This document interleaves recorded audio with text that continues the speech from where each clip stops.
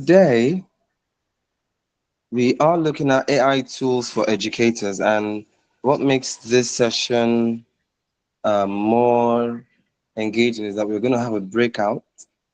We're going to have a breakout session. I think I should have shown us how to engage in the breakout, but let's see how it's going to go.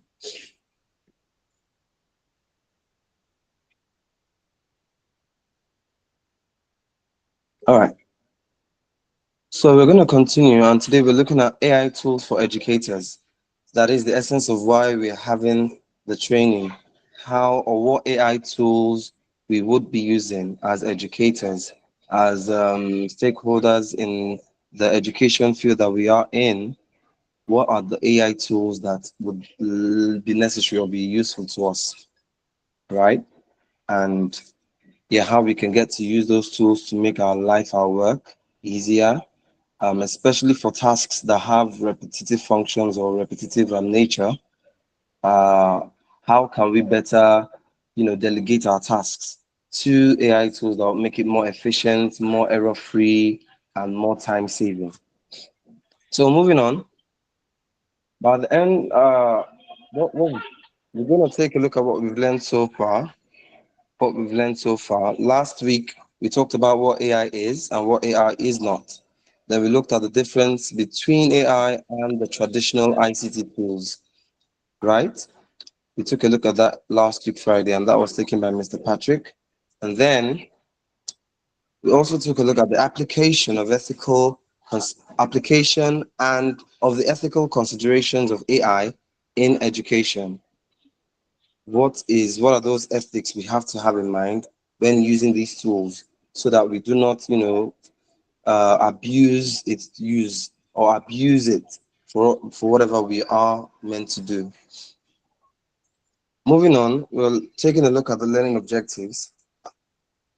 For today's class, we have some objectives that I would like to share.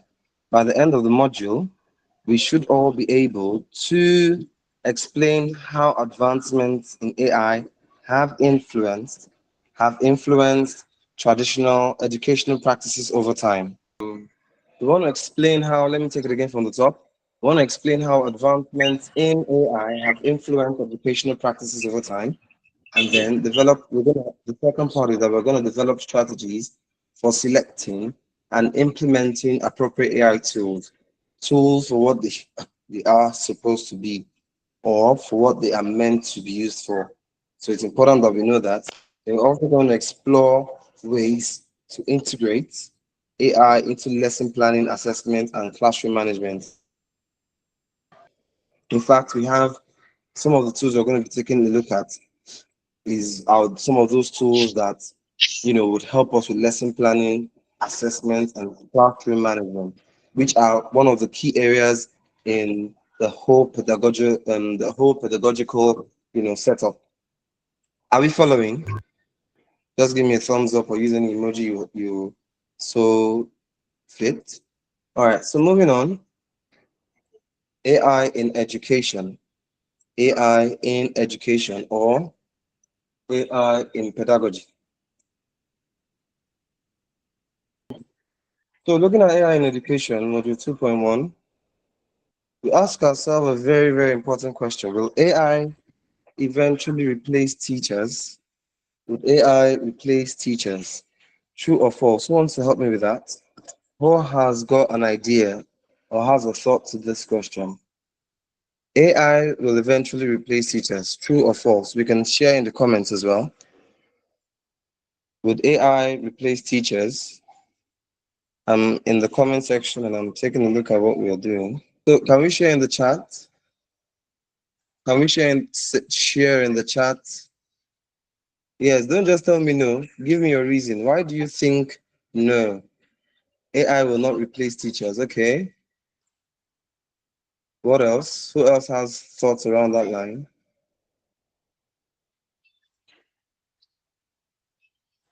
No. Okay, everyone is saying no, but you're not giving me a reason. Why do you think so? Why do you think not? No, it can't. Why?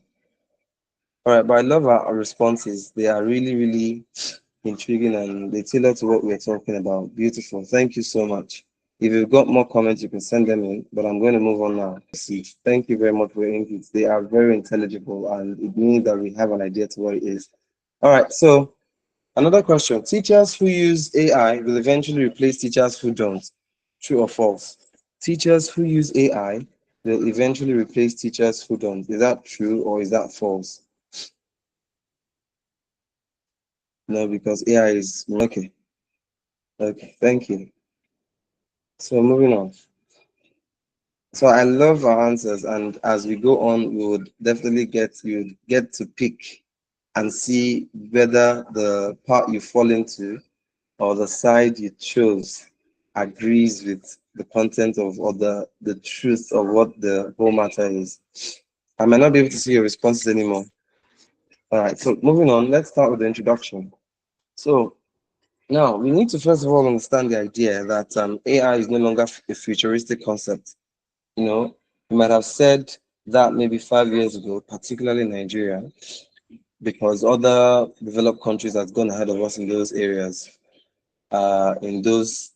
of advanced technology and all of those things. But we have been seeing trickles of it even years back. And so we should no longer have that idea that AI is futuristic, that it's coming. In fact, when I make posts on LinkedIn, I don't talk about the future of education anymore. I talk about the now of education because everything we've been talking about in the futuristic manner is now with us. It's now like by our side, like it's literally at our fingertips. So it's a present day reality and it's something that is currently transforming education. So for a person, it could be relative. A person might say it's coming because he or she has not gotten exposed to it yet. And I'm not disputing the fact that it's possible that there are some certain places where we may not get to see AI in full development or adoption, but then it's no longer a futuristic thing. The fact that it's happening around means that it's already in existence. So while AI cannot replace teachers, yes, AI cannot replace teachers. It helps by automating repetitive tasks, right? Things that you would want to do on a that you do on a daily basis. All of those your administrative tasks you do, marking, grading, evaluating, uh, all of those things you do as teachers. It helps you with those repetitive. We call them routine tasks, routine repetitive tasks. So just like many of us agreed or stated, AI cannot replace teachers, especially because of the emotional intelligence needed in the classroom. We're not working with computers. We're not working with systems. We're working with human beings, right? So there's still the need for that human touch. There's still the need for that human connection, like someone rightly said. There's still the need for that interaction between the children and or the learners and the teacher. However, there are some schools now that do not they do not have full human contact or connection with the students. So what the students have is that they have some level of connection with AI, and then there is also the part where they have to connect with their teachers, who are sources of encouragement, support, emotional support, and guide. We call this ones guide. They are what we call guides by the side. So AI has moved the function of an educator from being the sage on the stage to being the guide on the side. So you have a lot of understanding as to what exactly it is encapsulated as your function now. So moving on, yeah. So the evolution of AI and its impact on education. What is the evolution of AI? How has it changed? How have we moved from what it was back then or what it is now, for what it was back then to what it is now? Because let me let you know that every day or constantly there are a lot there. We have lots and lots of, you know, improvements going on. Every day data is being fed into an AI system. Every day they learn new things, right? And it makes it better. And that's why you get to see newer versions of AI software, newer versions of products from AI, and all of these things. They they are not at a state of obsolescence. That is, they are not at any point obsolete in what they know or what they have. So the makers of whatever version of AI you see today take it upon themselves to make it better, make it learn more data, As more data come out, as more information unfolds by the day, there tends to be a feeding of such data into the systems. So the integration of AI into education has followed a steady progression, right? Evolving from simple automation tools. When I mean automation tools, tools that are able to do things, auto means self. They're able to do things by themselves with little or no assistance by the humans. So to complex generative AI. So they move from simple automation tools to complex generative AI models that are capable of creating interactive learning experiences. Many of these AI tools are not just in the simple format anymore, in the simple versions. They have evolved, they have been advanced to give to have self-generative features, self-generative capabilities. That is, in as much as they're going to receive prompts from human beings or inlets from here or there, you have the ability to create thoughts. They create opinions, they give opinions, which can be tested to a level of truth or level of validation, right? And they are capable of creating interactive learning experiences. Yes, they have that ability to create interactive learning experiences. That is, we can have AI tools now where you have a bot or a face or something like something like a bot or just something like a human interface or a human figure communicating to whoever the human is and saying certain things. So let's assume that you have an AI tool that monitors quizzes as as an invigilator, and so he watches you and sees that, okay, depending on the level of advancement, you could monitor and get to know that, okay, as long as you are looking at the screen, you are definitely or most likely not cheating, right? So, and if anything happens, he might begin to give feedback like, do you have any challenge? What do you want to go get, or something like that? And when he begins to monitor those facial reactions you have while monitoring your progress on the exam, right? It can give you give you feedback, an interactive feedback that, this is what you're doing, this is what you're not supposed to do, and all of those things. And so it started from the 1960s, where we had Plateau systems, which introduced computer lessons, computer-based teaching sessions, right?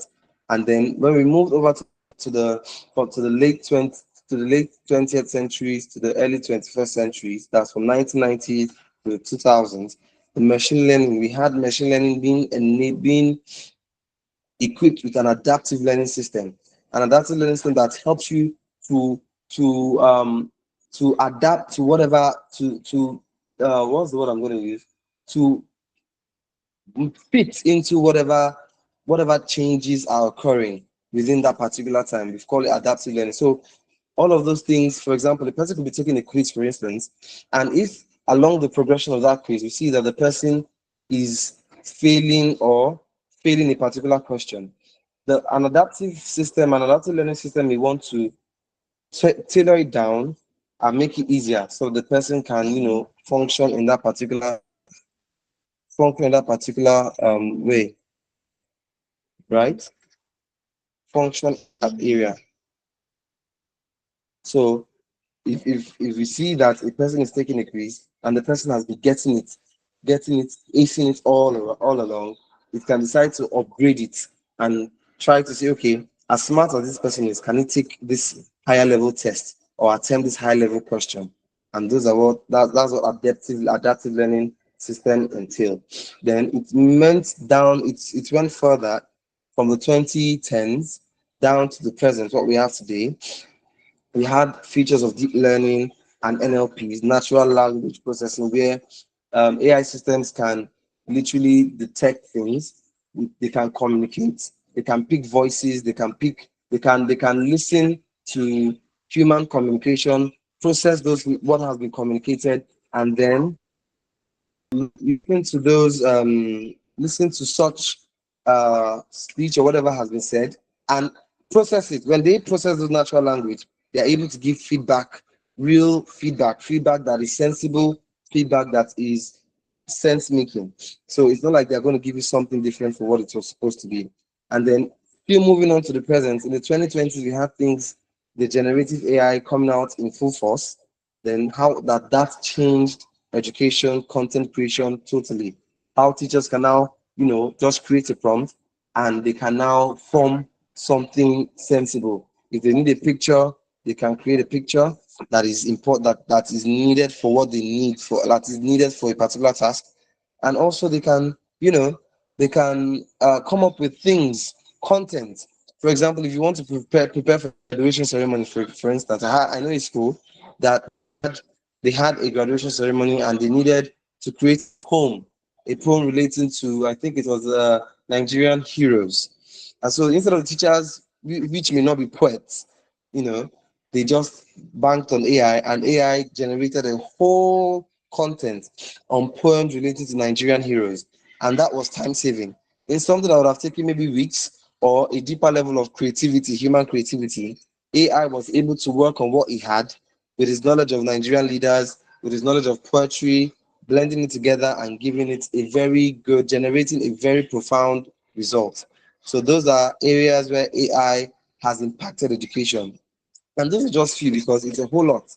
It's actually a whole lot. When we talk about grading systems, automatically giving feedback from whatever has been graded, and creating suggestions as well, helping us to give intelligible suggestions as to how they can help students become better. These AI systems come far in enabling this.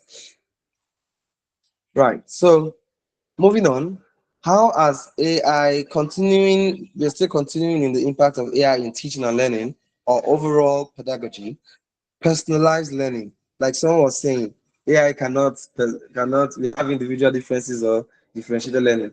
AI can actually help you with personalized learning because in the world we have today, right? Not everyone, not everyone can learn at the same pace. Not everyone can move at the same pace, and children have different needs. In as much as we have the visual learners, the auditory learners, we have the kinesthetic learners. It's important that we understand that, okay, how can AI help us to personalize learning for every child? They come with different emotional backgrounds. They come from different social backgrounds. They come from different, they are at different levels. When we talk about intelligent quotient, they are different levels. Not all learners are smart as they should be. And they have their strengths, their different strengths and their weaknesses. So AI comes in to help personalize their learning. And so if you are able to communicate the strengths and weakness, for example, I was training in school and I told them that we I think if we can, think we have to. We're looking at a particular AI tool and how that AI tool would require your as a teacher. That's why the human touch or the human connection or the teacher touch is very important, right? It's important that the teacher is there because AI cannot study your children or your learners. So that AI tool required the teacher to impute the child's strength and the child's weaknesses in different subjects. So with that, the AI tool now going to generate what you call your end of term reports. When you are doing your report card, there's the end of term report, and that end of term report gives the parents an idea of how the child has been progressing in your progress report, right? So that particular AI, we analyzed two, Magic School and one other one, if I'm not wrong. Yeah, and we got to see. So AI tailors instruction. It lets you as a teacher know how you can tailor instruction to meet the individual student needs and helps you to analyze their progress. If you give them, if you send out we have three types of assessments or evaluation. We've got the formative assessment, we've got the summative assessment, we have the diagnostic assessment. So if, for example, you've given a diagnostic assessment to understand where the child is at that point, right? It gives you an idea as to what the child know and what doesn't know. And then as you continue in the teaching or progress in teaching, you initiate a formative assessment that is helping them to progressively learn, helping them to progressively know. The word is evaluate and monitor what they have learned in time. It's different from the summative, which is like examination or midterm test or cycle test. All of those things are helpful in personalizing the learning of those of your students. And we have example Google's Classroom Adaptive Learning and Khan's Academy AI Tutor. If you're familiar with Khan Academy's AI Tutor, the Khan Academy's AI Tutor what observes what the learner knows and then begins to make a progressive development as you begin to compound information or knowledge. You understand? It's compounded based on how the system has understood the child's potential. You understand? So, for instance, if we start teaching a child algebra and we see that the child is still finding it hard to do things like simplification, Khan Academy's AI tutor would try to ensure that it has been solidified before compounding more information. Then Google Classroom's adaptive learning makes it easier for the for the content within that particular. If you know when you if you use Google Classroom, the education mode, the education mode itself, the one that has been paid for the whole school, and you require it to create content on assessment, it makes the assessment adaptive for each learner. That is, as they come into one question, and these are assessments that are not even created by the teachers, right? What happens is that you want to quiz them on a particular topic. We start with a simple question. We continue with the simple question. As the AI begins to see the responses from the students, begins to it begins to create questions that fits the progress of the child or the understanding of the child, right? Then we have time saving for educators. I've said already, it helps you to cover all of the repetitive tasks and routine tasks, things like lesson planning, grading, classroom management, what do we call those things again? What's the other one? Report generation and all of those things. And then it gives you the third one says data driven insights. When you give a quiz, for example, if you use something like Kahoot now or Formative, there's an app we call Formative. When you've created a quiz on Kahoot or Formative, what it does is that it analyzes the result of the student, right? And after it analyzes the result of the student, what it does is that it gives you an idea of what the children what questions or what topics within that question the child is able to understand, right? It tells you that okay, Ed does not understand ratio yet. He also doesn't. He finds he has a bit of challenge with a particular subtopic in a particular topic. So, for example, if you tell them, let's say algebra, he finds it hard to collect like terms or something, or he finds it hard to solve inequalities, something like that. Maybe it's math, right? And all of those things help you to know how can I that now move you back to personalized learning. How can I help Ahmed better understand algebra? Because now it's not that it's different from when you're just grading an exam. You just mark and get the general score. But what AI does is that it takes you back and says, okay, out of all of these questions you said from like 5 topics, this child doesn't understand 2 of the topic. He has good understanding in the third one, but the other he has excellent understanding. And so that helps you as a teacher to know, should I retake the class? Should I give it a different strategy? And all of those things. So those data-driven insights help you to analyze the student performance and identify their strengths, or better still, identify the strengths and weaknesses and build on it so that they can become better, right, students in your class. Right. So it refines your strategies, all of those things as well. So Google Classroom Analytical Dashboard does that. Edmodo is an LMS. And what Edmodo does is that LMS gives you good analytics. In fact, the analytics comes in pie charts, in graphs, in bar charts, all of those things. So it makes it easier at a glance. It makes it easier to analyze at a glance. Then it gives enhanced accessibility and inclusion, right? Now, when I talk about inclusion, we're talking about the differently abled students. How can we ensure that we have a classroom that is inclusive? You understand? If you are in a school whereby you are what we call an inclusive school, where we have maybe the blind together with the visually impaired together with the visually able, or the hearing impaired with those who can hear. How can AI help you to make it? We don't want to segregate these guys. We don't want to necessarily have to give them a different curriculum or a different teacher. Or so we want them to strive, because when they go out there in the world, no one is going to give them a different office. We're not going to have a Central Bank of Nigeria for the blind. We're not going to have Access Bank for the blind. No, we're going to have them working together with even individuals that are physically able in whatever capacity or sense, right? So how do you enhance accessibility and inclusion for these differently abled learners, right?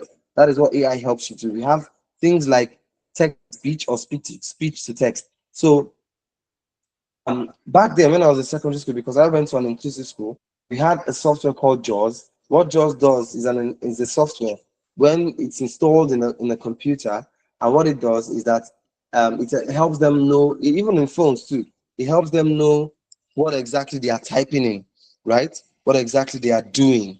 So if, for example, if they type K on the keypad, it tells them K. If they scroll to the home page, it tells them there's a way it's like it communicates with them. That's for the blind, actually, or for the visually impaired. It lets them know that, okay, this is where you are on your device. This is what you just did. This is the action you're currently taking. You understand? But now, how is it? How are we able to do that for them? So we have what we call text to speech, right? So if they, in fact, I did a work with the USAID, and we had what we call magic pens. I think that was 5 years ago. We had what we call magic pens. The magic pens are like they're like something like it's sort of marker. They just pass it over a on a straight line, pass it over a smart book, and as it passes over the book, the pen begins to read out whatever is being coming in contact with. And that was a simple way to help. It's not even for the blind, actually, or the visually impaired. It helped with those who had challenges with reading. So when it goes over, when you pass it over a word, it reads the word out loud, what we call read aloud technology. It reads it out loud and let them know that, okay, this is what this says, right, for the visually impaired, right, and even for those who can see but cannot read. So that's how it does it. So with the AI, with the function coming in form of text to speech, speech to text, speech to text is for um is for um is for those that are hearing impaired. The computer listens to the communication and then changes it to text. That's what we see in things like our captions on YouTube, our captions on Google Meet. In fact, I think it should be enabled. That is one of the things that's one of the things that helps them. Like, for example, our Google Meet has a feature that enables captioning. So whatever is being said, if a person on this call cannot hear, he would be able to read with some level of precision what the person is saying, right? And that's what helps these guys, the visually impaired, the hearing impaired, to become inclusive, to be included in the whole learning process, at least to a good degree, right? So we have Google Live Transcribe for hearing impaired students, Google Translate for non-native speakers. We have captioning on YouTube. All of those things, they are there to help ease the situation. Now, how can we identify or what are those AI tools that we know that are relevant to teaching and learning, or that are relevant to pedagogy on the whole? Now, there are many AI tools available. In fact, I made a LinkedIn post. I said we have many AI tools, and many of them seem to address a particular situation with a little bit of differences. For example, let me talk about, there's an AI we call Curri AI, and Curri AI and Canva lesson planner. There's a lesson planner now on Canva that we use for graphic designs and all of those things. There's a lesson planner on that. Now, each of these features functions, from each of these features function to help the teachers create lesson planning, help the teacher with lesson planning, lesson note creation, and to an extent, evaluation from those lesson notes. However, there could be a little bit of tweak. In Curri AI would provide you with will tailor your notes based on your curriculum. Canva AI might not do that, right? Now, Curri AI, on the other hand, now Cover AI on the other hand, might be able to generate pictures and text for you. Might be able to generate pictures and text. Would create pictures, would generate pictures that might your suit your lesson planning. But Curri AI might not do that. Curri AI will just give you, it's just text based, generative text, right? Curri AI can generate text and can generate images as well. Maybe videos, I'm not sure, but I'm sure of pictures. And so you see that there are those pros and cons to using each of it. So sometimes you might want to embed it. You might want to use this for this and this for this. Depends on on your function or what you desire, right? Good. So let's take a look at some of these things. AI tools. Now look at Google Gemini. Google, it comes with Google, like how we have uh, Meta associated with Facebook, Instagram, and all those things. We have Google Gemini. So it's an AI-driven chatbot for brainstorming lesson plans. You can use it. It's not mainly for this, but it can be used for generating of the brainstorming lesson plans, summing up content, answering in-class questions, right? And a whole lot. So sometimes what teachers even are encouraged to do now is that let have Google Gemini on standby, so that sometimes a child might just ask a question and say, okay, Mr. This, what exactly is this? And you're no more the sage on the stage, you're no more the owner of the whole, you're no more the owner of the whole, you no longer have you're no more in the almighty of all knowledge. So now knowledge is everywhere. So you might not have all of the answers. So as a teacher, as a wise teacher that you are, you might want to delegate or relegate that answer to Google Gemini. Which will not provide you a better answer. Now look at an example. An history teacher can ask Gemini, summarize the cause and effect of the Industrial Revolution in 200 words, right? But yeah, this is a good example. But we could also ask, children can be very inquisitive, and some of those questions can hit us as teachers at a very, very at an unprecedented way. So don't feel ashamed to always redirect questions that you're not really sure about to Gemini. In fact, it makes you more proficient or more competent, because those are one of the AI competence those are one of the AI competencies that the UNESCO has even asked, that has even subscribed, or sorry, suggested. So we could ask it. In fact, things relating to science, things relating to any subject, you can just have it on standby on your phone, and it's something that it's voiced. You don't have to. I think there's a call prompt for it. You don't have to go to the phone to type it out. So what some teachers even do now is that they connect their phone to a speaker, and then when they give the prompt to the Gemini responds, right, and gives the feedback to them. And just the same way you can ask your phone and say, "Hey Google," when you say "Hey Google" to your phone, and then it pops up and does something, waiting for you to ask it a question. That's the same way it works. So we have Google AI Studio. It's a web-based tool, right, that allows developers to build, test, and deploy AI models, particularly focused on generative AI application, right? Generative AI application. So teachers can actually create AI-powered interactive chatbots, right? You can create an AI-powered chatbot that can stimulate historical figures, allowing students that, when we say stimulate historical, you are creating a chatbot that is taking possession of, let's say Princess Amina of Zaria, for example.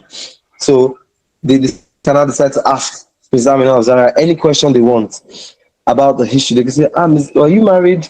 All of those questions that they might have in mind that you might not want. And that's one thing about AI in the classroom, or AI in teaching, is that you can just stand at the side and let the teacher. I'm not saying you should delegate it totally. Sometimes some of the questions, you might need to either guide the students in asking their questions, or guide the responses from the AI itself. So, but however, it's reducing you of some of the tasks you need to do when it comes to teaching, right? So you can create a Queen Amina of Zaria chatbot, and they can ask Queen Amina anything they want. Maybe you have your class, you're in a secondary school, you have your class on a WhatsApp group page or on a Telegram group page, or a Google Classroom where they can all chat freely. You can integrate the chatbot into the Google Classroom or on the WhatsApp, and then let them just, in fact, it's better. Instead of them watching movies, they can just, it sparks that interest in learning a lot. They can ask the most, no question is really stupid, but then they can ask any question, and it builds their knowledge because they are actually learning in what, as seeming irrelevant as it is, they are actually learning. Then we have the notebook LM. The notebook learning is the AI powered research assistant that helps teachers organize and summarize notes. So a teacher can upload multiple research articles. It helps to organize and summarize the notes. So it's that a teacher can upload a multiple research article. For example, it could be something on economics or something on what's that topic in art again? I think it's history. You could upload a lot of articles from history and just ask it to summarize the notes. So I could create a concise content. It could create concise content, something specific and concise that can be easily absorbed by the students. Yeah, so let's look at these tools. ChatGPT can function as an AI chat assistant. So ChatGPT is an AI chat assistant. It helps to brainstorm ideas, right? Then we have Grammarly. It's an AI-based writing assistant. Yes, it helps people to make sure their writings are correct and good. So it helps them to write, make it improve on their grammar or on their maybe their creative writing, right? And makes it more clear or clearer and well structured. All of their essays will be well structured. Then we have Turnitin or GPT Zero. Turnitin is something that helps us to ensure that what the students are writing it helps to ensure originality of content, because some students might create an essay for you as an English teacher, and the whole content is from AI. So how are you sure that this the student has said or what the student has created is from him himself and not another child or not from AI, right? That's what Turnitin helps us to do. So GPT Zero helps us to find out if they actually outsource that task or that essay. Then we have apologies. So we've got Quizlet. Quizlet is it's an assessment tool. It could be used as a formative assessment um, or a summative assessment tool, and is used to create customized study sets for test preparation. It contains things like creates flashcards, and creates content relating to. You could tailor the quizzes based on maybe whatever topic it is you are trying to create. And yes, we have Gmind AI. It's also an AI chatbot that creates formal and casual AI-driven conversations for effective teaching and learning, and it's perfect for students and teachers' conversation. Now, what are the ethical considerations in education? What are the ethical considerations for AI in education? The first one is to address the bias. Review all AI content for fairness and accuracy. Because, like Mr. Patrick had said last week, some AI some AI models are created with a little bit of bias, and so to ensure that those biases do not come up.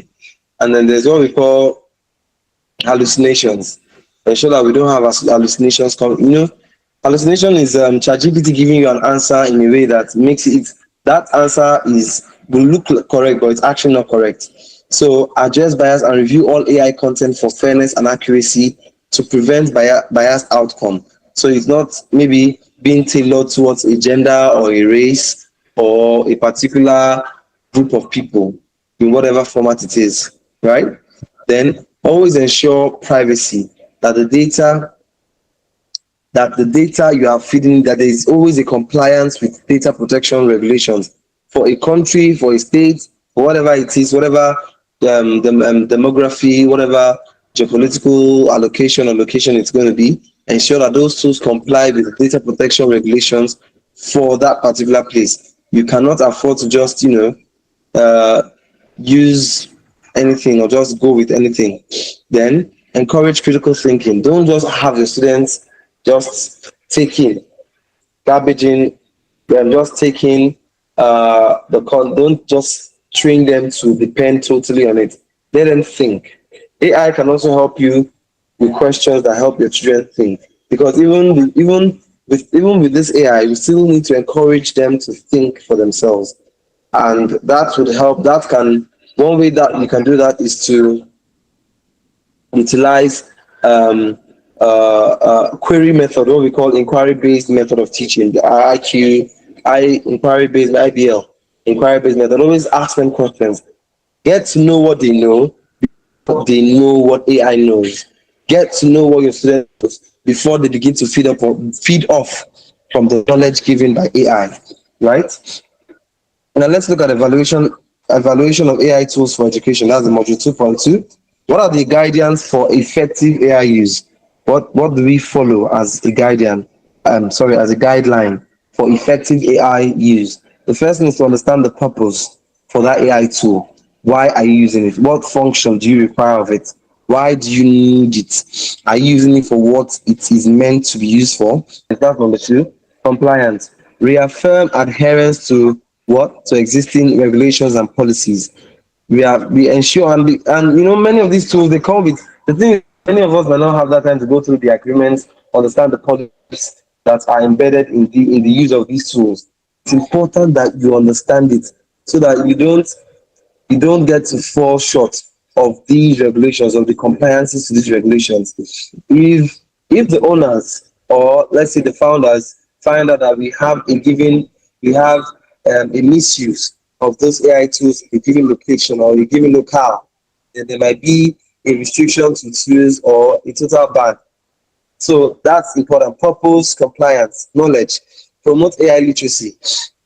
Ensure that whatever tool you're using is there to promote the AI literacy and is not just there to help you within the rush of the moment, right? Then there should be enough balance. That is why we said that AI cannot totally wipe off teachers, right? At least there will be one every class. If there were two before, there might likely be one, because what the second one would have been doing would help in that second task. But then there needs to be a balance to why you are to the use of that AI. Sorry, the balance to the human connection, the human part of it, the human touch, and the AI itself. Then also to realize the benefits of AI and address the risk. The balance is that not all another perspective to this is that not all AI, right? Not all AI has the benefits you are looking for. So try to understand what the risks are in using a particular AI tool and what the benefits are. When you measure it and you see that the benefits outweighs the risks, you can go ahead with it. But if the risks outweighs the benefits, tend to just walk away. Then integrity. Always advance academic integrity. We do not want that because of the advent of AI, we are breeding dummies in our classrooms or students that can't think for themselves. We don't want that. We don't want overly dependent students that are overly dependent on AI. We want them to be able to think for themselves. We want them to be able to go through thought processes. We don't want to build dummies. We are not producing dummies in the classroom. We're not producing students that can't do this, that are always depending on AI, that always depend on chatbots and all of those things. In as much as they're learning, let them be able to, because that's the thing about the mind. The mind can be expanded, and the mind can also be deadened. Yeah. Then the agency maintain human decision making when using AI. Always let there be the human input, because there could be hallucinations, there could be biases. But when the human looks at it and says, or when the teacher looks at it and says, no, this shouldn't be. Yes, it might be 90% correct, but there is a 10% deficiency in this aspect. That's where you come in to ensure that if AI comes with 80% accuracy, the 20% accuracy should be covered by you as a teacher, right? Good. And then evaluation, regularly assess the impact of AI on your students and on your classroom. Regularly assess the impact of it. Are you seeing that your students are now more dependent on it, or are you seeing that it's making your work more efficient, right? Is it promoting for progress, right? And then what are the criteria for evaluating AI tools? We've got 5 criteria. The first one is the pedagogical value. what pedagogical value does the AI bring? What are the we're looking at criteria now. What pedagogical value does this AI tool provide to you as a teacher? Does it enhance student engagement? Does it reduce teacher task load? Does it enhance critical thinking, reasoning levels? All of those things are very important. And then we've got the user friendliness. Is this AI tool user friendly, especially for your learners? Your learner. As a teacher, it might be easier for you to use, but it might not be user friendly for your learners. Except maybe you take out time to drill them through its use. It might not be, but then it should be something. And those are the things that the UI UX designers tend to work on. They ensure that it's user friendly, but then they might not be total in their work. They might not be 100% in what they do. So it's important that you yourself give go to check it out and see that this fits what my learners can do. Then we've got reliability. Does this AI tool always give a what we call a given level of error? Is there a percentage of error that is very risky or that is very risky? So you should ensure that that AI tool delivers accurate information. There should be no hallucinations. Remember, we said hallucinations are answers provided by AI or any AI model that looks like the answer, but it's not the answer, just looking close to the answer. So, for example, if you ask an AI tool, when did Queen Elizabeth die? Let's assume that Queen Elizabeth died in 2010, or I can't remember the year. It just says in the early 21st century. That is not specific, and even if it gives you specific, it might another form of hallucination is that some answers might be correct, but other answers will be wrong. So it's like it's brandishing and mixing the wrong with the right. So you might not know the wrong ones might not be known to you because you don't have all the knowledge. But when you see the right ones, that sparks you and makes you think that, oh, this is correct, this is the right one, right? Then customizability. Let that AI tool be customizable. Let it be adaptable to student needs, even teacher needs itself. Let it be adaptable. Ensure that that AI tool you're using is something that adapts to whatever you have for your children or for yourself. And then ethical design. Ensure it's privacy compliant. It has regulations related to data protection because every interaction you make or you have with that AI tool, you are feeding it with data from yourself, right? When you say something to it, it learns from every interaction it has with you. And when it learns from that interaction, it might, your data or whatever you have included into it might not be safe. So ensure that it has regulations related to data protection and privacy protection as well. All right, all right. Moving on. Activity. All right, so let's take a look at. We're going to take a look at one of the AI tools. I had quite a number in mind, but I think are we all familiar with Curri AI? It's a lesson planning tool. Please, if you are or if you are not, just in the chat box, just let me know. Yes, I'm going to share my screen. So Curri AI is actually an AI tool that supports lesson creation, lesson plan creation, lesson note creation, and assessment as well. And it's actually a Nigerian-based AI tool. For Curri AI, you have it for the whole school. You can have it as an individual teacher, or you can build an account for the whole school. The whole school obviously comes to this because you're working, you're paying. It's free actually. For the first, you sign up for free. You can use the features freely. But at some point, the free coins given to you would need to be reimbursed. And that reimbursement can come with something as low as 100 naira, 200 naira, and none of those things. But it's tailored and none of those things. So now I'm on the one for the teachers, right? And look, this is how the interface looks like. This is it. Teacher school. It's something for Nigeria. It's not anything. So you can create lesson plans in minutes. You can generate questions easily. Then yeah, that's all. So let's sign in. I have an account with them, so I'm just gonna sign in.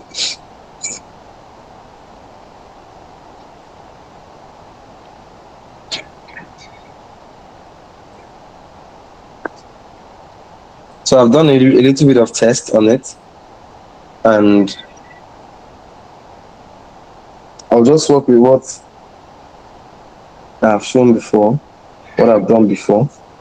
I'm not new. So this is what these are some of the things I've tested while working with it. We have, you can create a new note, and as you can see, what kind of mode are you looking at? Is it a form mode or engaging mode? You could put in the curriculum, and you can see we have the Nigerian Educational Research and Development, the NERDC curriculum. We have the UBE, we have the British, we have the International Baccalaureate, and we have the Montessori curriculum. Whatever suits you, whatever it is, you put in the subject, you put in the topic, you put in the class, whatever class it is, honor K, oh sorry, not K, I want to say K, honor the KG1 to 3, nursery 1, whatever it is, year 1 down to, this is up to secondary school, I believe, because year 7, year 8, year 9 is GS, and then 10, 11, 12 is SS. Then you may decide to resource, you may decide to include something that can be an additional resource to what you want to add to it, right? Then you can also add a link to a resource if you want. And once you're done, you create. And when you create, it generates it under seconds. And that's for the notes, right? Now, when you create a note, when you create, okay, let me see if I need to move to this, because I'm not seeing a feature that I'm supposed to. Oh, this is actually the one I'm familiar with. Okay, sorry. So this is it, actually. The home is where you see, yeah, it's the dashboard. The home dashboard is where you get to see,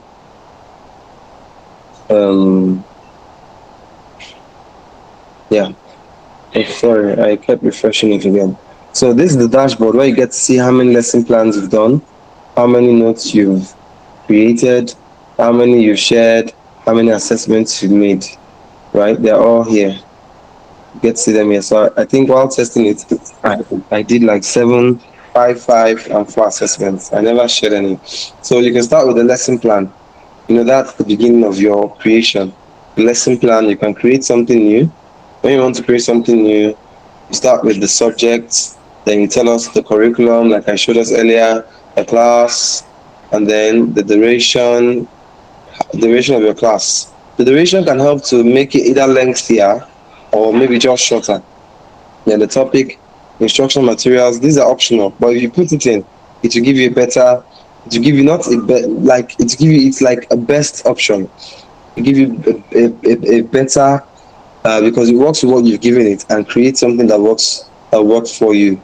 Then we've got the previous knowledge and then behavioral objectives, and then when you've done that, you generate it using 10 coins. So once you've generated this lesson plan, you can create a note from that lesson plan. When you click on the class notes, right, you can see you can create a new one, or you can create from an existing lesson plan. You can create a new one, or you can create from an existing lesson plan. Creating a new one will take 5 coins off, and lesson plan will take 5 coins off.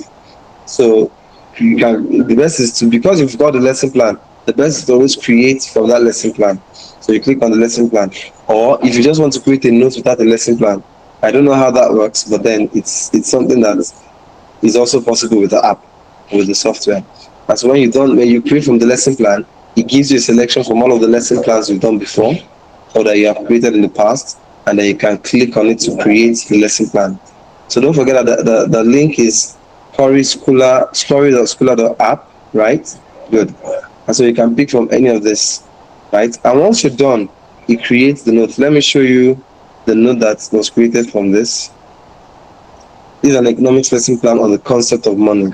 You can see it's instructional materials, whiteboard or projector, marker or pens, picture of visuals, or different forms of money, all of those things. Previous knowledge, there's objective, there's introduction, all of these things. There's a starter. I think the introduction is like a starter.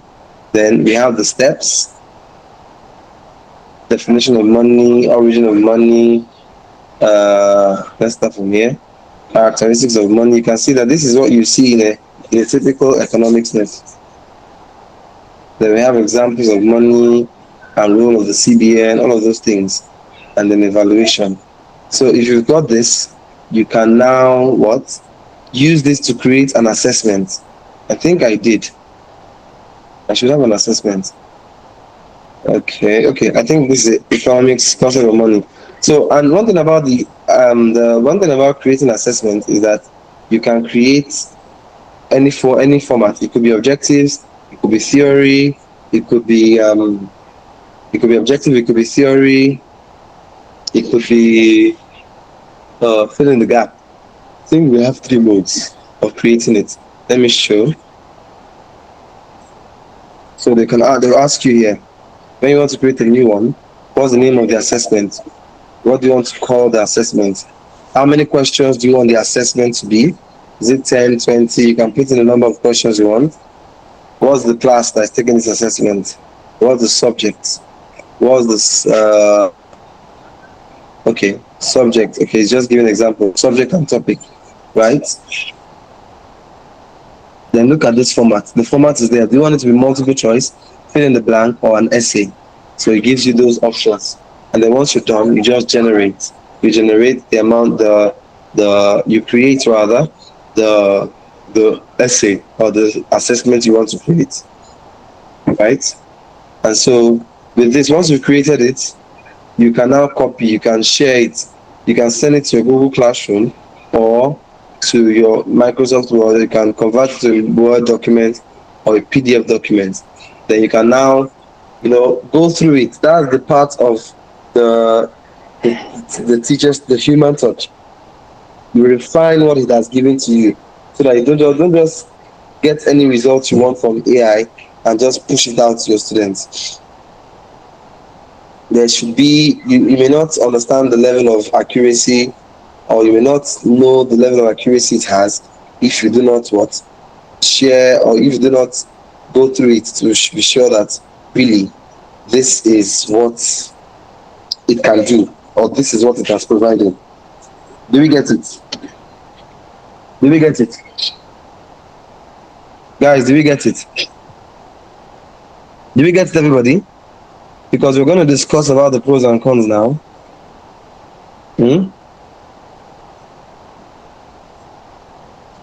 All right. I'm seeing the chat now. Yes, it's nice, right? Good. So, but I want us to just talk about the pros and the cons. What do you think? What do you think is limiting? And I think I mentioned one before. What do you think is limiting to what you see? What do you think is limiting to the results from this AI tool? What are the pros? What are the benefits? What are the merits? What are the demerits? What do you think? I'm in the chat box viewing as a teacher, because this is built for you. So what do you think is missing in this? Although not all AI tools may have the same thing, what do you think is missing in this AI tool? What do you think is missing?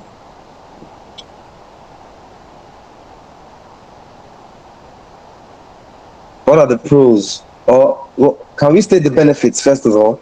I will think about maybe the demerits. Who can help me with the benefits before we talk about the demerits? Please type in the chat so that it's easier for us to see. Okay, it saves time, of course. Thank you, Ibrahim Diabu. Makes it easier for teachers to plan. Exactly. It makes it easier for teachers to plan. Yeah, makes our work easier. Okay. So teachers' task is made easier and it also minimizes time. Good. So instead of you to start gathering like 5 textbooks all together, so I'm looking out for some specific benefits, because I showed us the features and I think that I think it's very accurate. It saves time. It covers a wider range. Okay, the possibility of getting same answer from the student is not verified when it comes to essay. Acquire much knowledge. Ramatu Aminu says acquire more knowledge. Dahiru Lawal Adano says benefits include monitor progress effectively. Okay, I think that's actually a disadvantage because this doesn't give us an analytics. It doesn't give us any data analytics. And Dahiru, it doesn't give us for you as a teacher. It might help you to monitor the children's progress effectively. But if it comes to if it's in the context of monitoring progress and giving data-driven insights, this doesn't do it. Okay, Hamza is saying that if the students do not have the idea of critical thinking and are familiar with AI application, the possibility of obtaining same answer is very high. Okay, true. I agree with you. I agree. Just to be affected. Now, creating reliable AI tools. Thank you for your input, everyone. So, content creation tools that assist in generating AI to have creating reliable AI tools in terms of content creation, assessment tools, class engagement, and administrative assistance. These are the areas that address what the teacher function, that address teacher functions in the classroom. You understand? Creating content. When you say content, we're not talking about social media, we're talking about content relating to pedagogy. We're talking about assessment tools, tools like ChatGPT, Google Gemini, Gmind AI, they assist with generating lesson plans. Then AI-driven platforms such as Turnitin help with assessments. When it comes to Turnitin is majorly for, let's say, I mentioned it earlier, essays, to be sure that they are not getting the essays from AI. And then we got classroom engagement. We have tools like Quizlet. Quizlet is an assessment tool as well, just like quizzes and Kahoot, Google Forms, Microsoft Forms. All of them are AI powered. Like for example, I was telling Mr. Patrick that Microsoft Forms now has a way. When you type in the question, let's say it's a math question. When you type in the math question in Microsoft Forms, Microsoft Quizzes, the AI feature of it would suggest the answer. We almost immediately create the options for you and highlight the correct answer. So you don't have to start calculating all of those things. Then we have administrative efficiency like AI Studio, Notion AI, and all of this assist with automating things like email. Now, some schools don't really send emails like that, but we have schools that their communication model is via email, not via call or all of those things because for record purposes, right? Good. Now, conclusion and assessment. So, educators we as educators, we actually need to take the following steps to maintain a resourceful AI collection. Always get feedback from your students and co-workers on the usefulness of AI tools. Keep in pace. Keep at the pace of AI development. Don't say I don't have. Don't look. Don't be limited with whatever is happening around you. As a teacher, it's for you yourself. Make that individual personal development or make that individual professional development to make that advancement. Go with the flow. As AI makes progress, you also make progress with it.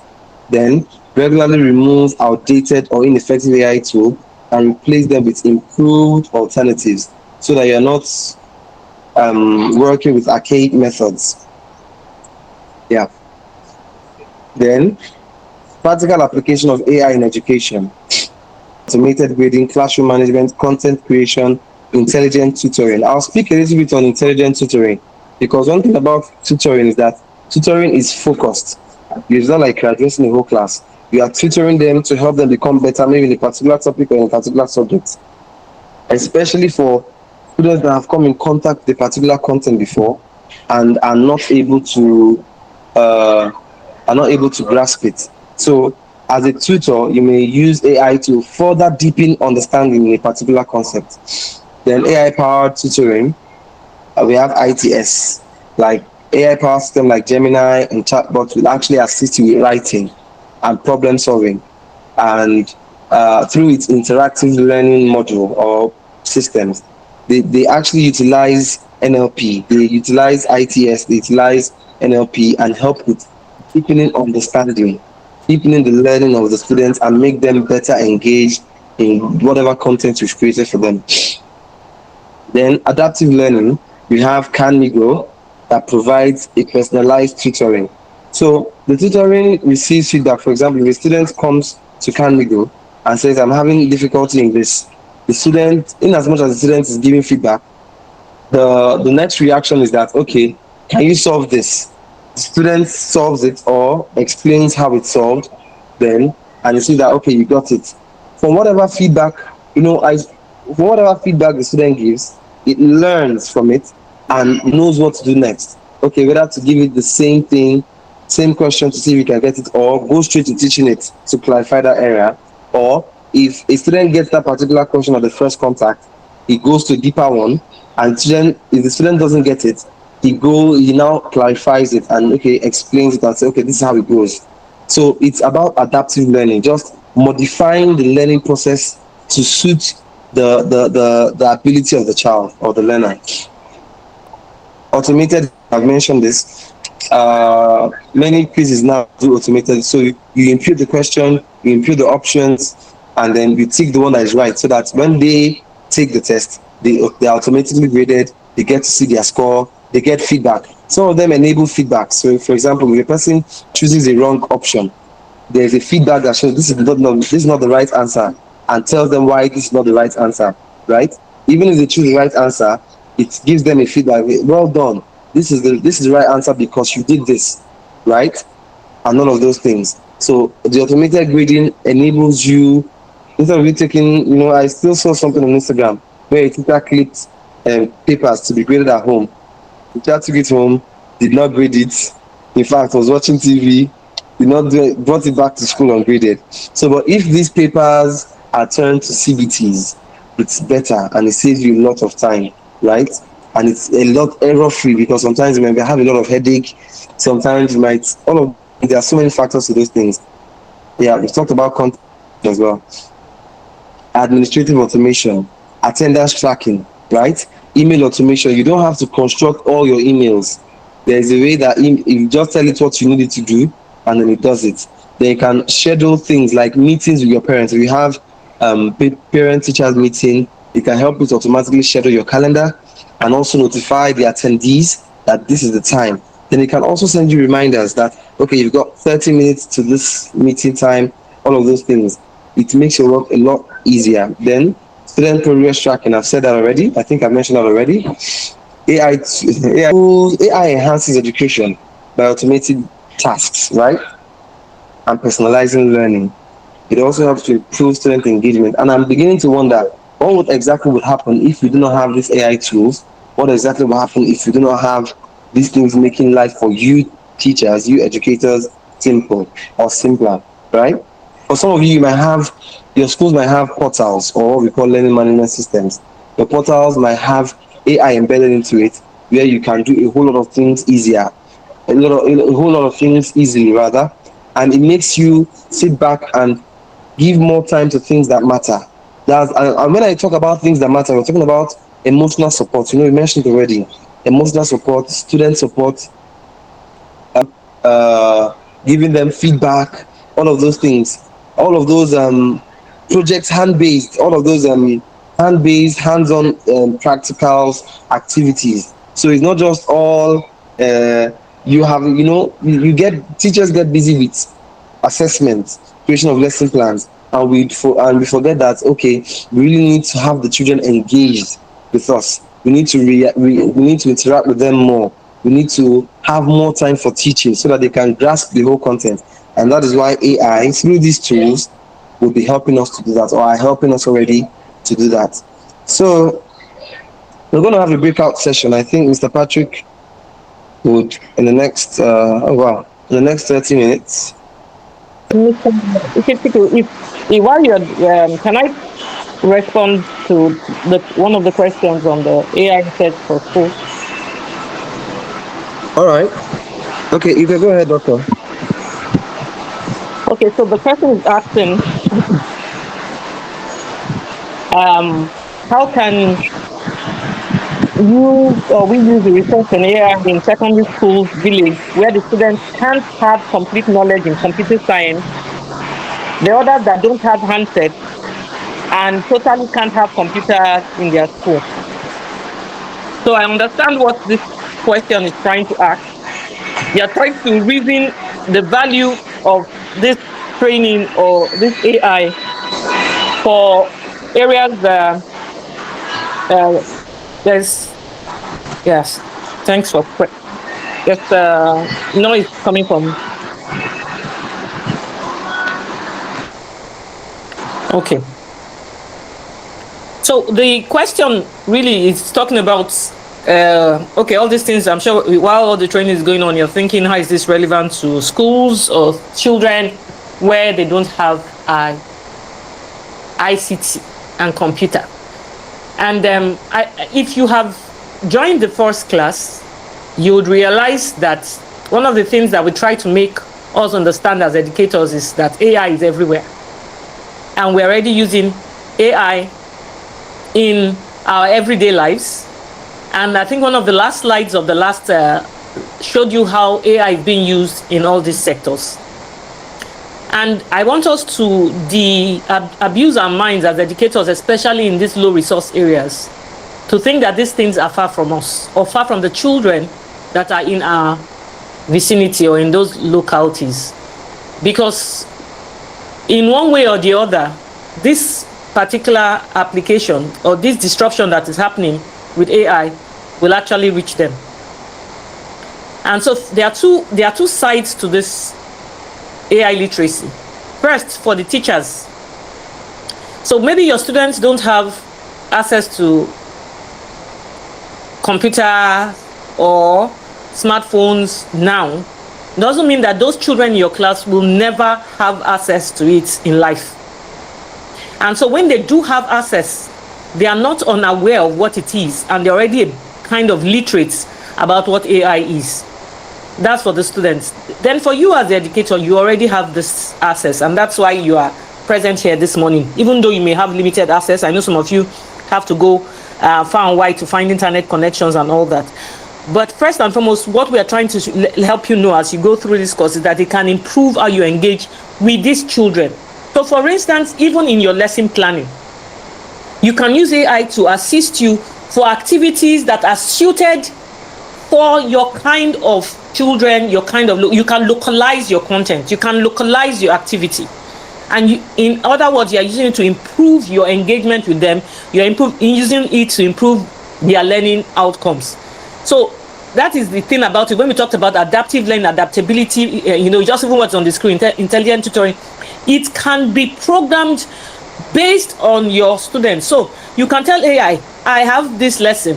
The textbook says this, but can you break it down, localize it, even put your state and your, for instance, I think some of these things you'll be doing going forward. Even your state, your maybe farming is what is more prominent in your local government. Use examples of this to reach students of so kind of category. AI will help you develop those kind of contents. So as a teacher, it empowers you. So don't let's look at it as we don't have ICT, we don't have computer. AI is really far beyond ICT. And these children that we are raising, we are praying that one day they also go to work in the banking industry, they go to work in the health industry, they go to work in the different industries out there. AI is already disrupting those industries. So this is one case that we cannot run away from. So we need to embrace it, look at how we can maximize it even with the little resources or infrastructure that we have, but also build our own literacy and help the children that we are also teaching build their literacy so that when they actually have to use these things, they are not at loss for what it is or what is happening in the sectors they find themselves. Thank you. All right. Yes, thank you very much, Doctor. So that has answered the question. And I also believe in the fact that, I even mentioned it as well. Just your phone and your speaker, and you could get to use all of these Gemini. I give an example of how a teacher even got to use it.